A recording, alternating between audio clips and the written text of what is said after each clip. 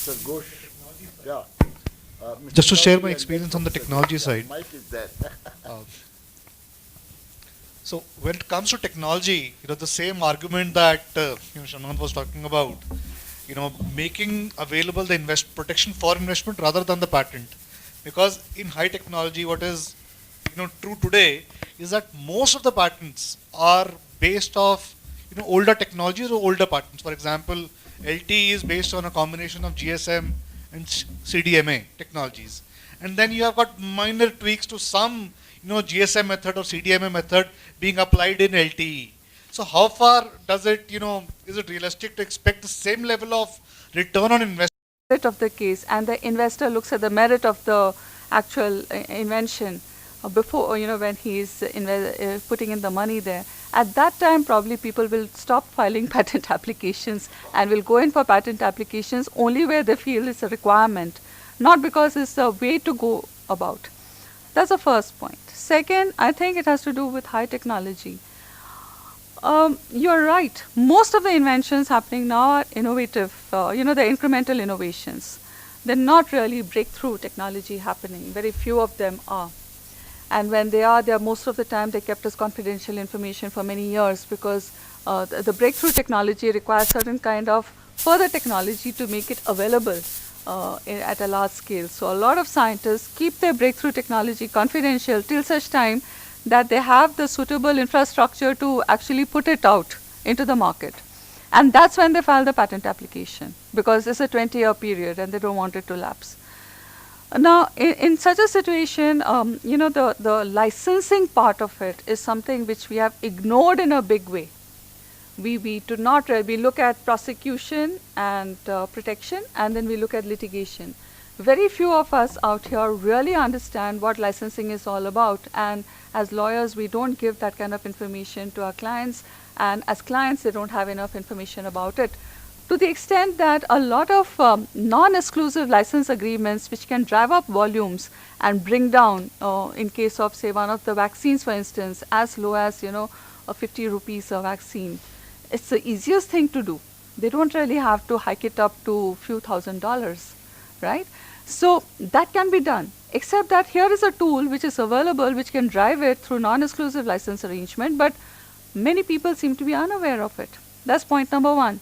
Point number two, in universities where they do amazing research, they are so shy of putting that research out into public domain because they don't know how it will be perceived. They don't know whether the agreements that they've signed really allows them to do such thing. And they don't know whom to approach and ask such questions. And I'm saying this from my own personal, experience that I've had with IIT Kanpur. So it is a difficult situation. I think the transparency that we were talking about earlier, the clarity that Professor Richard was talking about, the transparency has to translate into further clarity so that you can have a playing field which is more conducive to putting things out in the public domain in a manner which is easier to follow. I mean, it can convert into some actionable points rather than just have a whole lot of stuff out there into the open. Okay. I think that we are. Any more questions? Yes, Professor. Yes. Okay, is that better? So one of the things I thought was missing in the discussions, I thought the panel was excellent, but there's really no discussion about how the IP system and specifically the patent system affects the small entrepreneur or the individual. There's a lot of discussion about established industries, and so part of the discussion about how IP affects the small entrepreneur, you have to also think about the larger innovation ecosystem, such as the licensing practice and the venture capital and financing. So do you think there's a bias? This is one way to ask the question. Do you think there's a bias towards the larger multinationals or established firms? Or I think phrasing the question in a more positive way, how can we design an IP system that is more favorable to small entrepreneurship, whether it's frugal innovation or Jugaad innovation or whatever innovation, something that's more than just the multinational style innovation? Thank you. I think I will take this question. Anybody? All over the world, or partnering with us on this important event, for reaching out and for running it so well. And sorry for giving you guys such a tough time through the 2 days, Aditya and Munish and all of you. Wonderful job, really. I thought it was stellar the way that you managed to put all this together. Like I said, I mean, the mic system, we tried everything we could, but like I told them, after having fired them several times over, I said, look, now I understand it was a true act of God.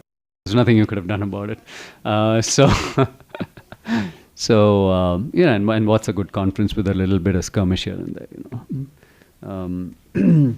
So with that, I will leave the larger vote of thanks to one of the representatives from the Law and Technology Society. Now, I also have to thank the Vice Chancellor here, Professor Rao, for really giving us the space and for being here with us for a very short while yesterday to deliver the welcome address. And I'll leave the larger vote of thanks to a representative from... Aditya, are you going to give it? Yeah, okay.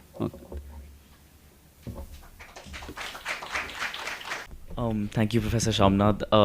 We obviously are very, very grateful for the collaboration and all this effort that Spicy IP also put in, all the people from Spicy IP, and the support that we got from Professor Ramakrishna and the MHRD chair and the Vice Chancellor specifically, and and his office for all of the support that we need. They were very prompt with all of the permissions that we need, from getting the basketball court set up to getting the Shamiana set up to getting the new venue set up when the rains came in. So we're very grateful for all of their support.